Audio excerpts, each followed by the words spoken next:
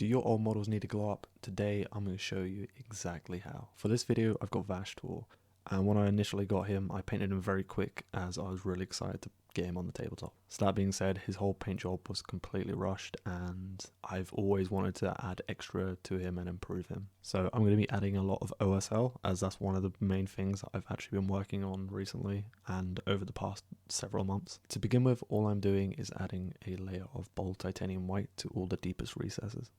Next, I'm just using the airbrush and I'm just going over all the cracks just to give it a sort of glowy area of effect.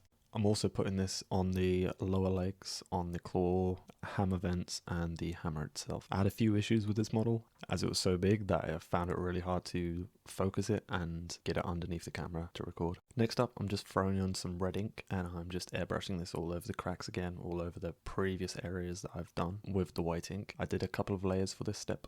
As soon as that's all dry, we then come back in with a fluorescent orange. Now I use golden because the pigmentation is so strong and it is probably one of the best fluorescent paints I've ever used. They are fairly expensive, so I wouldn't expect everyone to have these, but they are so worth it in my opinion. That being said, any fluorescent orange will do. So I'm just aiming to get this fluorescent orange within the cracks itself. This time I don't actually spray the model, I'm just doing this on the base. In this next part, I'm just adding some bold titanium white and I'm just layering it within the cracks. The reason for this is because I'm trying to exaggerate the brightness and the hotness of the OSL. So next up, I'm just using a mixture of Chartreuse and orange fluorescent paints. And all I'm doing is just going over the previous layer of white. I'm doing this as a straight mixture. As it is fluorescent paint, it's usually pretty thin anyway, so you don't really need to thin it down. Now going back over to Vashtorr, I am now adding some fluorescent paint to the hammer and the face. As you can see on the model, I have actually sprayed the legs already.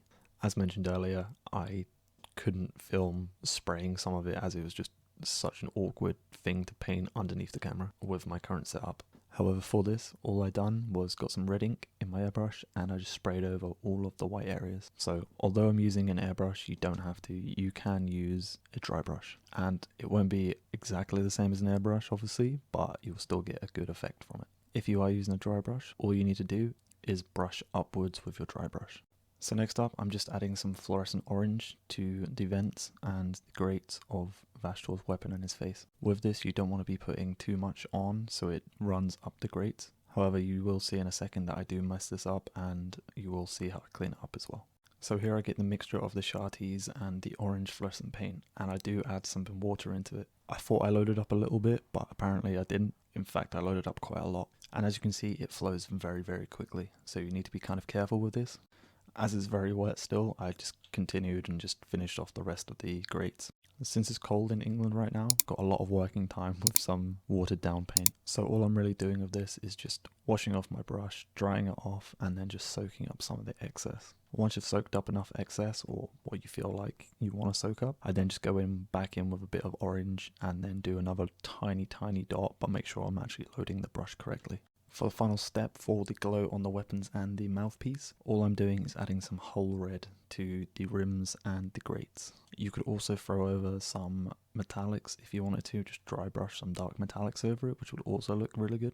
For the last part of the glow up, all I'm doing is working on the lenses. Now, for this, I don't actually remember what the base color was. I think it's something like Mephiston Red with some non-oil thrown over the top of it. But all I've done is taken some Evil Sunz Scarlet and Ice Yellow 50/50 and just layered it over the top. Then I'm just taking some heavily watered down Mephiston Red, sort of like a wash consistency. I'm just putting it around the lenses to add a sort of OSL effect. Once that's all dry, I'm then just going back on the lenses by adding a layer of pure ice yellow. Once the pure ice yellow is dry on the lenses, I then come in with some fluorescent red and just layer it over the top. I repeat these steps twice, so another layer of pure ice yellow and then another layer of fluorescent red. And that is the glow up of Vashtorr.